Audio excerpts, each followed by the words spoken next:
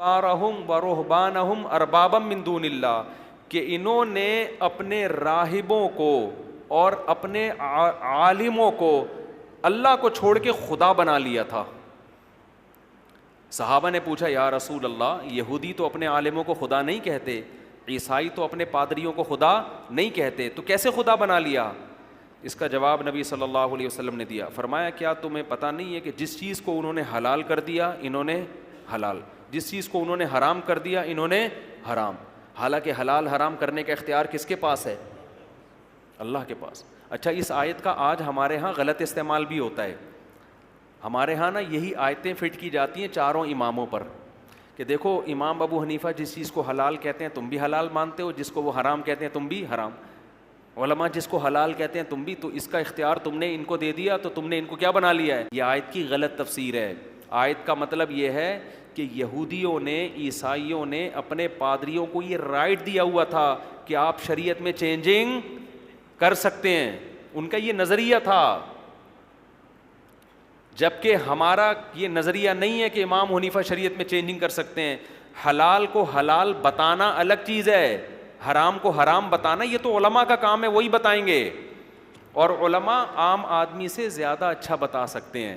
یہ جو لوگ کہتے ہیں نا کہ انہوں نے علماء کو خدا بنا لیا ہے، مجتہدین جس کو حلال کہتے ہیں یہ حلال مان لیتے ہیں، بھائی وہ حلال بتاتے ہیں، کرتے نہیں ہیں۔ اگر امام ابو حنیفہ اللہ کے حرام کو حلال کر دیتے تو وہ امام ابو حنیفہ نہیں ہوتے، معاذ اللہ نقل کفر، وہ کافر ہوتے، اسلام سے خارج ہوتے ہماری رائے میں۔ ایک طرف آپ ان کو امام ابو حنیفہ بھی کہہ رہے ہو اور ان پہ یہودیوں والی آیتیں بھی فٹ کر رہے ہو، تو یہ سینس لیس ہونے کی دلیل ہے۔ یہ اس کی علامت ہے کہ جس کو یہ والی آیت کا مطلب سمجھ میں نہ آئے وہ باقی آیتوں کا مطلب ہمیں کیا سمجھائے گا؟ تو اس لیے ہم مجتہدین کو اپنا باپ بناتے ہیں کہ قرآن و سنت ہم ان سے سمجھیں گے، آپ سے نہیں سمجھیں گے، اور ظاہر ہے قرآن کہتا ہے فاسألوا اہل الذکر، اہل علم سے سمجھو، سمجھتے ہو؟ تو یہ آیت کا غلط استعمال بھی، دو انتہائیں ہیں نا، گمراہی دو انتہاؤں کو کہتے ہیں۔ ایک تو یہ جو یہودیوں نے کی کہ انہوں نے اپنے ائمہ کو اپنا خدا بنا لیا، ان کو رائٹ دے دیا، تبھی تو پادریوں نے اتنی تحریفات کی ہیں دین کے اندر، اتنی تحریفات کی ہیں۔ تو عیسائیوں کا عقیدہ تھا کہ پادری کر سکتا ہے، سارے پوپ مل کے چینجنگ کر سکتے ہیں، ہمارا یہ عقیدہ نہیں ہے، نہ امام حنیفہ ایسا کر سکتے ہیں، نہ انہوں نے کیا ہے، اگر کیا ہے تو اسلام سے خارج ہیں۔ تو کسی عالم کو فالو کرنے میں یہ آیت فٹ نہیں کی جاتی۔ ہاں جب یہ آیت فٹ کی جائے گی جب آپ کو 100% یقین ہو کہ اس عالم سے غلطی ہوئی ہے، اس کے باوجود آپ اس عالم کو فالو کر رہے ہو، تو یقین سے کوئی دلیل لے کر آئے، تو ایسی دلیل لوگوں کے پاس نہیں ہے، وہ اپنے مطلب کی دلیل لا رہے ہوتے ہیں، مخالف والے کی دلیل کو پی رہے ہوتے ہیں۔ اور اگر کہیں ایسا ہوا ہے امت نے دیکھا کہ امام حنیفہ سے کسی مسئلے میں خطا ہوئی ہے تو پھر امت نے فالو ہی نہیں کیا اس مسئلے میں امام حنیفہ کو۔ خیر جلدی سے بات کو سمیٹ کے ختم کروں میں، تو اللہ نے جب عیسائیوں میں شرک آیا تو اللہ نے یہ سارا سلسلہ کہاں منتقل کر دیا؟ سید الانبیاء محمد صلی اللہ علیہ وسلم، اور پھر یہ خوشخبری بھی سنا دی، یہ خوشخبری سنا دی کہ چونکہ آپ آخری پیغمبر ہیں، ایسی توحید کی آپ نے دعوت دی کہ آپ نے فرمایا نبی صلی اللہ علیہ وسلم نے کہ شیطان اب اس بات سے مایوس ہو گیا ہے کہ جزیرہ عرب میں اس کی عبادت ہو۔ شرک اب دنیا میں پھیل سکے گا، اس امت میں بھی آئے گا، لیکن جزیرہ عرب میں اب شرک بولو نہیں آئے گا۔ ایسی توحید آج بھی پورے جزیرہ عرب میں آپ کو عربوں میں درجنوں خامیاں نظر آئیں گی، شرک آپ کو عربوں میں نظر، قوالیاں دیکھی آپ نے کبھی سعودی عرب میں؟ کوئی مستنڈا دیکھا لمبے لمبے بالا میں منہ میں پان رکھا اور پھدک رہا ہو بیٹھ کے اور شرکی اشعار پڑھ رہا ہو، کبھی دیکھا؟ عربوں پہ 10 قسم کے لوگ الزامات لگاتے ہیں، عرب یہ ہوتے ہیں، عرب وہ مجھے نہیں پتا ہوتے ہیں کہ نہیں ہوتے، لیکن شرک عربوں میں۔ اگر یہ قبر جو نبی صلی اللہ علیہ وسلم کا روضہ اطہر ہے فرض کرو پاکستان میں ہوتا، کیا محفوظ رہ سکتا تھا؟ سوال ہی پیدا نہیں ہوتا۔ شرک کا سب سے بڑا گڑھ بنا دیا ہوتا یہاں لوگوں نے، یہاں مزار پرستی ہے، یہاں قبر پرستی ہے، یہاں جن چڑیل بھوتیں بہت ہیں یہاں پہ, ہر دوسرا آدمی عامل بنا ہوا ہے. سعودی عرب میں کوئی روحانی علاج کی دکان کھول کے تو دکھائے, فوراً پولیس پکڑ کے اندر. وہ چیختا رہے کہ اس پہ قرآن و حدیث سے, وہ کہتے دفعہ ہو یہاں سے, بڑا آیا ٹوپی ڈرامہ. یہ سارے چورن روحانیت کے نام پہ یہاں بکتے ہیں. ایک عرب سے ایک پاکستانی خاتون آئی, سعودی عرب میں پیدا ہوئی, وہیں رہیں, پاکستانی تھیں اصل میں, وہ یہاں آ گئیں. یہاں ان کی کسی عالم سے شادی ہو گئی. وہ کہہ رہی میرے تو عالم, اچھا صحیح وہ عقیدہ عالم تھے, وہ توحید پرست. کہہ رہے ہیں یہ ہر وقت نظر اتارتے رہتے ہیں بیٹھ کے, یہ کبھی کہتے ہیں اس نے فلاں چڑیل جادو کر دیا, اس نے جن کر دیا, اس نے یہ کر دیا, کبھی وہاں سے تعویذ, کبھی وہاں سے تعویذ. کہہ رہے ہیں یہاں کے توحید پرستوں کا یہ حال ہے. میں نے ان سے کہا, میں نے کہا بہن آپ سعودی عرب سے آئی ہو, یہاں پر یہی ہے. ہاں کچھ لوگ بچے ہوئے ہیں یہاں, نیک لوگ بھی یہ کام کر رہے ہیں. ادھر سے تعویذ, ادھر سے فلیتا, ادھر سے پلیتا, ادھر سے ایک دھاگا یہاں ڈال دیا, ادھر سے ایک بغل میں گھسا دیا, ادھر سے کسی بزرگ کے پاس. ایک آدمی کہتا ہے میں شارجہ میں 15 سال رہا ہوں, ایک پٹھان دوست تھے, انہوں نے مجھے بتایا. کہہ رہے نہ کوئی میں نے جن دیکھا, نہ چڑیل, نہ بھوت, نہ کوئی روحانی عامل. کہہ رہا ہے میں گاؤں جس دن آیا ہوں ہر دوسرے آدمی پہ چڑیل یا بھوت. سمجھتے ہو؟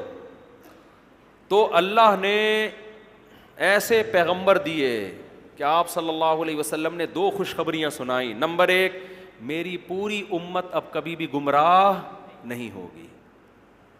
عیسائیوں میں پوری امت خراب ہو گئی. نبی نے فرمایا میری امت کی ایک بڑی جماعت, لا تزال طائفۃ من امتی ظاہرین علی الحق, بہت بڑی ایک جماعت ہوگی جو حق پر غالب رہے گی. تھوڑے سے لوگ نہیں, ہول سیل کے حساب سے بزرگان دین ہر دور میں نیک لوگ موجود رہیں گے. بزرگ مارکیٹ سے شارٹ نہیں ہوں گے. ٹھیک ہے پاکستان میں بر صغیر میں شرک بھی بہت ہے, لیکن توحید پرست بھی الحمدللہ ہول سیل کے حساب سے ملیں گے. تبلیغ جماعت کو دیکھ لو, ہمارے دینی مدارس میں علماء کو دیکھ لو, وہ شرک نہیں پھیلاتے. تو قوالیاں بھی ہیں, مزار پرستی بھی ہے, دھمالیں بھی چل رہی ہیں, فلانے عرس بھی ہو رہا ہے, لیکن اس کے خلاف بولنے والے بھی بہت. یہ تو عجمیوں میں, اور عرب میں اللہ نے ایسا کیا کہ وہاں یہ ہے ہی نہیں. ٹھیک ہے نا, وہاں حدیث میں آتا ہے مفہوم ہے شیطان بوریا بستر لے کے کیا ہو گیا ہے, گول جزیرہ عرب سے مایوس ہو گیا, بھی یہاں بت پرستی نہیں آ سکتی, یہاں اب شرک نہیں آ سکتی. تو یہ عربوں کی بڑی خاصیت ہے. دوسری نبی نے خوشخبری کیا سنائی؟ پہلی خوشخبری امت گمراہی پہ جمع نہیں ہوگی. دوسری خوشخبری یہ امت, دوسری خوشخبری جزیرہ عرب میں شرک نہیں آئے گا, جزیرہ عرب میں شرک نہیں آئے گا. تیسری خوشخبری امت کی ایک جماعت دین کو بچانے کے لیے ہمیشہ لڑتی رہے گی. جہاد اس امت میں کبھی بھی ختم نہیں ہوگا. کیونکہ دیکھو نظریاتی جنگ بھی ہوتی ہے جس کو الغزو الفکری کہا جاتا ہے. کہتے ہیں نا 5th جنریشن وار ہے, میڈیا کی جنگ ہے, یہ جنگ بھی ہے, یہ بھی چل رہی ہے. اور ایک جنگ توپوں اور گنوں کی بھی ہوتی ہے. جب نظریاتی جنگ میں لوگ ہارتے ہیں تو چودراہٹ دکھاتے ہیں, وہ باپ بن کے آپ پر اپنی رائے زبردستی مسلط کرتے ہیں. ٹھیک ہے مسلمان مغلوب ہو جائیں گے, لیکن ایسے نہیں ہوں گے کہ بالکل ہی مارکیٹ سے شارٹ. ایک وقت آئے گا کہ ایسی آہنی دیوار بن کے کھڑے ہو جائیں گے, اتنے لڑیں گے کہ اسلام کو ختم دنیا سے نہیں ہونے دیں گے. یہ قیامت تک باقی رہے گا. حتی یقاتل آخر هذه الامت الدجال, یہاں تک کہ آپ صلی اللہ علیہ وسلم نے فرمایا اس امت کا جو آخری حصہ ہوگا, یعنی نبی کے دور سے لڑتے بالآخر آخری لڑائی کس سے ہوگی؟ دجال سے. سمجھتے نہیں ہو بات کو. اور دیکھ لو اسلامی تاریخ اٹھا کے دیکھ لو, امت اس وقت سے, ابھی افغانستان میں دیکھ لو نا کیا ہوا ہے, قریب کتنی پاور استعمال کی گئی, کیا قربانی, ایک ایک گھر سے 10 جنازے اٹھے ہیں جوانوں کے. ٹھیک ہے نا, پیچھے نہیں ہٹے. رشیا کا دیکھو نا, رشیا نے بخارا پہ قبضہ کیا, مسلمان لڑے, شکست ہو گئی, نہیں ٹھہر سکے. پھر آیا ترمذ پہ قبضہ کیا, امام ترمذی کا شہر, امام بخاری کا شہر. سمرقند پہ قبضہ کیا اور آذربائیجان پہ قبضہ کیا. بڑے بڑے فقہا محدثین ان علاقوں میں پیدا ہوئے. ہوتے ہوتے ایسا لگ رہا تھا اب اسلام دنیا سے کیا ہو جائے گا, ختم. بالآخر وہ فوجیں کہاں داخل ہوئیں؟ افغانستان. اس کے بعد ان کا ہدف تھا پاکستان. لیکن نبی نے کیا فرمایا؟ میری امت ایسے چین سے بیٹھے گی نہیں, مزاحمت کرے گی, وہ مزاحمت کرے گی, کیونکہ آخری نبی ہیں, آخر تک باقی رہنا ہے. کیا مزاحمت ہوئی ہے بھائی افغانستان میں, 16 لاکھ سے زیادہ انسانوں کا خون بہا ہے, اور اس سفید ریچھ کو, اس کے پاؤں کو اٹھا کے ایسا پیچھے دھکیلا ہے کہ اب جا کے رشیا کی معیشت کچھ بحال ہوئی ہے. اب بھی رشیا نے جب بدماشی دکھائی ہے تو افغانستان جیسے غریب ملک پہ نہیں, یوکرائن پہ حملہ کیا اس نے, ادھر نہیں آ رہا وہ. بھائی تیری معیشت خراب ہو گئی تو دوبارہ افغانستان میں آ, پھر کراچی میں گرم پانی پہ قبضہ کر, گوادر پہ قبضہ کر, دے دنادن تیرے جہاز آئیں گے اور تیرے ہی جہاز دنیا میں جائیں گے. ہونا تو یہ چاہیے تھا نا. اس نے کہا نہیں بھائی یہ میں افورڈ, ایکسکیوز می سر کائنڈلی, یہ میں افورڈ نہیں کر, کیونکہ درمیان میں ایک چیز آ رہی ہے, ٹھیک ہے, ایک انتہائی غریب ملک آ رہا ہے بیچ میں, جس کے پاس نہ کھانے کو روٹی, نہ پہننے کو کپڑا, نہ کوئی مضبوط آرمی, نہ کوئی ٹریننگ یافتہ فوج, نہ اس کے پاس ہوائی جہاز ہیں, نہ اس کے پاس ٹینک ہیں, پریشر کوکر سے تو بم بناتے ہیں بیچارے وہ. اور رشیا اتنی زبردست آرمی, لیکن رشیا کہہ رہا ہے کہ یہاں سے میں ٹاپ کے نہیں جا سکتا. سمجھتے ہو؟ تو نبی نے کیا فرمایا؟ تیسری خوشخبری, میری امت کا ایک گروہ ہمیشہ یہ جہاد رہے گا, یہ جذبہ ختم نہیں ہوگا. کیوں؟ آخری نبی ہیں. تو اب کوئی نیا نبی, عیسیٰ علیہ السلام آخری تھوڑی تھے. پوری عیسائیت جب شرک پھیل گیا, اللہ نے کہا تم سے امامت چھین کے کس کو دے رہا ہوں. تو نظریاتی طور پر بھی یہ امت, پوری امت گمراہ نہیں ہوگی. کچھ شرک پھیلے گا تو توحید پرست بھی ہوں گے, برائی آئے گی تو اچھائی بھی آئے گی.